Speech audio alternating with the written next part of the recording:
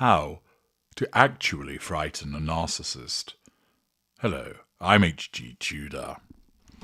I understand my kind. I'm one of them, although I am a narcissistic psychopath, so my outlook is somewhat different from your pure narcissist. Nevertheless, there are plenty of them in my family. I've worked with many. I've messed with many. I've observed and studied many, which is why I'm able to provide you with so much information that I do about my kind. Yesterday, I provided you with a video, How to Frighten a Narcissist, which was another, if you will, public information video of mine highlighting the fact that along came somebody with an article trying to tell you how you can frighten a narcissist and how they actually got it hopelessly wrong. There are too many people that talk about narcissism, that write about narcissism, and they actually know very little about it. Indeed, with many of them, what they end up doing is providing confusing information to people and often relaying information which is dangerous. For instance, the entirety of that article that I highlighted yesterday would not cause the narcissist to be frightened in the slightest. What it would do is potentially put you in harm's way as a consequence of the narcissist lashing out at you. With all of that stated and highlighting the incorrect information that was provided in that article, I'm actually going to tell you how you could frighten a narcissist. There are essentially two routes to this particular market. The first one is invoking fear in the narcissist as a consequence of something that you do. Understand that the narcissist does experience fear. The narcissist experiences fear like many other people do. Certain narcissists are cocky and arrogant. They might try to mask that fear, but it's there. There are others that will actually play upon their fears as a form of manipulation. But fear serves a purpose, like it does with any emotion that is experienced by the narcissist, because the narcissism utilizes it for the purposes of seeking the prime aims. So, take a simple example. A narcissist is walking down the proverbial dark alley at night, when coming the other way is a threatening-looking figure wielding a weapon. The narcissist, for all of their sense of entitlement and grandiosity, apprehends that this person is going to do them harm. Therefore, that person's presence is a threat to the narcissist's control. In order to nullify that threat to control, there are essentially three potential options. The first, the narcissist could deal with that individual directly, which could be, for instance, seeking to persuade them not to harm the narcissist, threatening them so they don't harm the narcissist, or possibly taking that individual down in some way, for instance, attacking them first. The second would be to do so indirectly. That option probably wouldn't be available because there's only the narcissist and the other individual in this alleyway. The third and most likely outcome is for the narcissist to move to a position of withdrawal, because that's the narcissist's decision, and in the circumstances, causes the narcissist to gain control through removing themselves from the threat. Thus, the narcissist would be likely to experience fear at seeing this large, imposing figure with a weapon marching towards them, and therefore the narcissism uses that fear to cause the narcissist to run away, thus nullifying the threat to control. The fear might be utilized to run to a house to ask for help, which would then be an amalgam of initial withdrawal and potentially an indirect assertion of control by involving somebody else to nullify the threat to control, for instance, if this imposing figure continues to pursue the narcissist. To implore them to call the police, for instance, utilizing the police as an indirect assertion of control. Thus, in that situation, fear serves a purpose. And similarly, you have the capability to frighten a narcissist. You might do so, for instance, for pointing a gun at a narcissist, or threatening to beat a narcissist up when you're an imposing individual. It could be that a particular threat that you issue towards the narcissist, for instance, to expose the narcissist, generates fear in that narcissist. A threat to remove something, for instance, to dismiss the narcissist from a job, to take away financial support for the narcissist, would invoke a fear response. The problem that you have is that it doesn't always follow that the narcissism will necessarily move to fear as the motivating emotion to cause that narcissist to deal with what you have done. You see, if you wave a weapon at a narcissist, you're threatening the narcissist's need for control. If you tell the narcissist you're fired, you threaten the narcissist's need for control. If you explain to the narcissist, I'm going to cut you off, I'm no longer going to financially support you, you threaten the narcissist's control. In some instances, the narcissist is more likely to respond with fear, for instance, having a gun pointed at them. But threatening the narcissist with the loss of financial support could be met with a fear response, but actually is more likely to be met with a response of heated, ignited fury and indignance at you being so bold as to do that.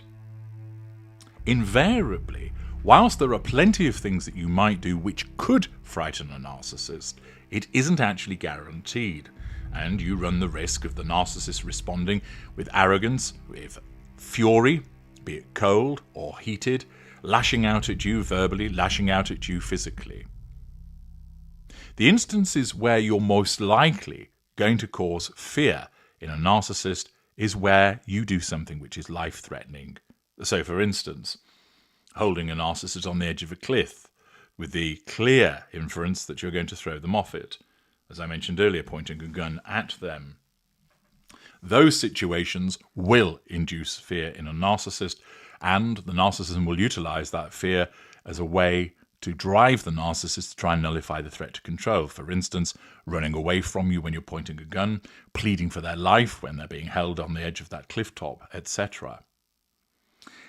I wouldn't actually advocate that you go down this route of seeking to frighten a narcissist this way, tempting as it may well be, and indeed,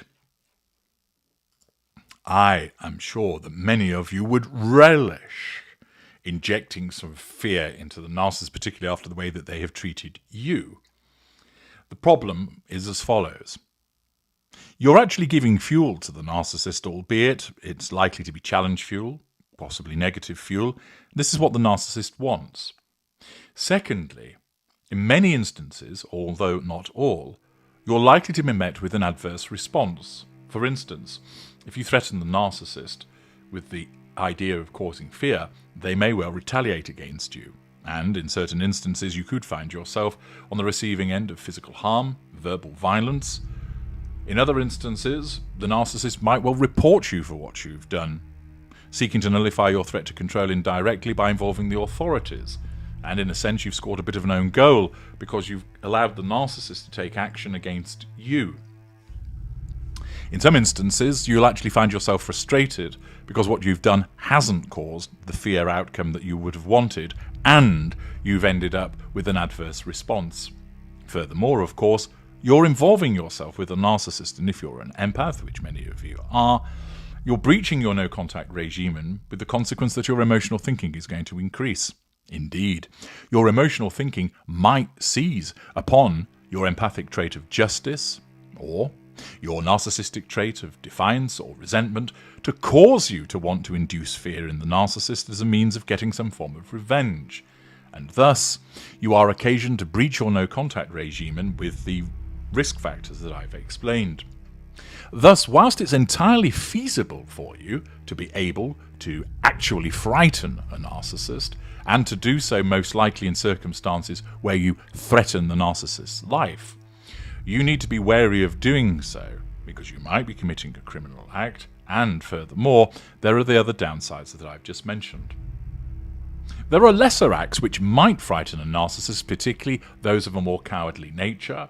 You would be looking at middle range A, particularly middle range B in that regard. So those narcissists may well be particularly adversely affected by the threat of exposure and be frightened of it. as opposed to responding in an arrogant and bombastic way in the way that, say, an upper lesser type B would. But even then, it's not guaranteed that you'll gain it. And in the circumstances, tempting as it is, logic would dictate that whilst you have the mechanism to cause fear in a narcissist through those various routes, you're better off not taking it. So that's the first route to that particular market, to generate fear. But what's the second? The second is, naturally, the imposition of a no-contact regime.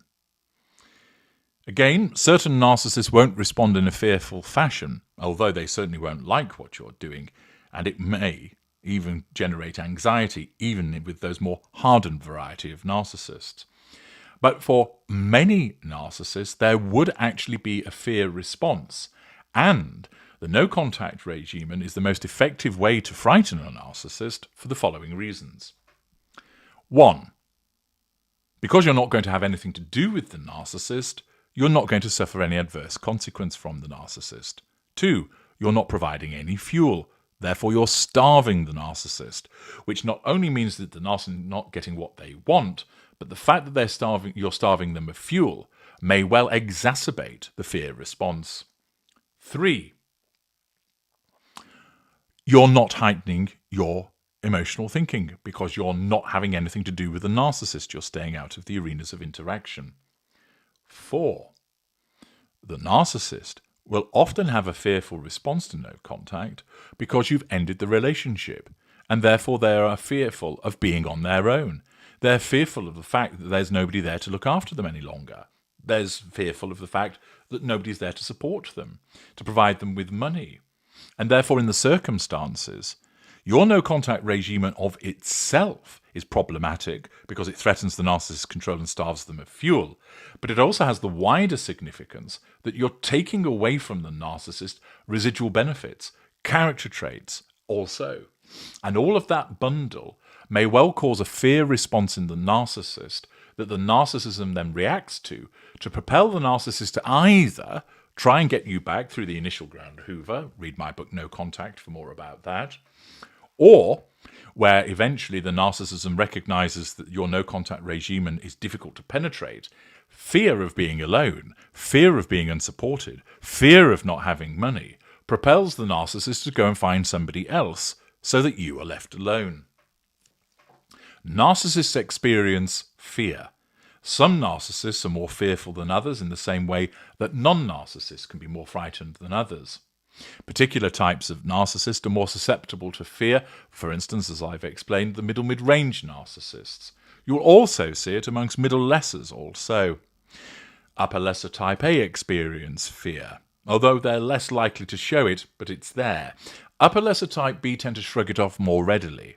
Lower mid-range do experience fear, but not to the same extent as middle range, A or B. Upper mid-range do also, but they similarly are better at brushing it off. But it's experienced by all categories of narcissist. The fact is that rather than open yourself up to problems by doing something directly to the narcissist, you're much better aiming at generating fear by the removal of you from the narcissist and everything associated with you. Now, naturally, you don't get to see that fear manifest in the narcissist, because to see it would be to breach no contact. To see it would mean that you would have some degree of proximity to the narcissist also, which could mean that you would be providing fuel or being subjected to an adverse consequence. Therefore, you have to utilize my work to understand that fear is caused, and then you can imagine how fearful the narcissist is, but you don't do so for long because, of course, thinking about the narcissist is a breach of no contact.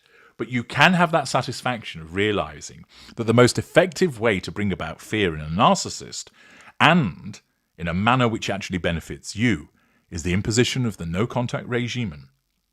Narcissists hate it. It will ignite fury. It will result in a furious response. It will result in jealousy and envy coming to the fore. But for certain narcissists, fear looms large. Fear at losing you. Fear at the loss of status. Fear of exposure. Fear of losing certain residual benefits. Thus, If you want to actually frighten a narcissist, and to do so safely, the best thing you can do is impose a no-contact regime. And for many narcissists, fear is what they will experience. I'm H.G. Tudor. Thank you for listening.